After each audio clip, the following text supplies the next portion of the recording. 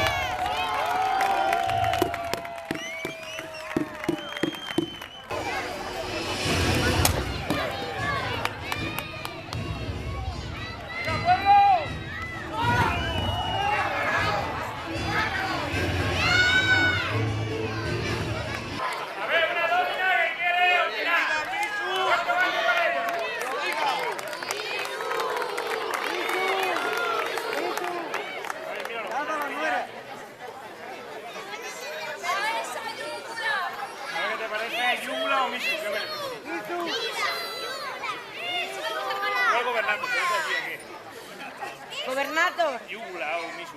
Misus. A ver, pueblo, Misu o Yugula.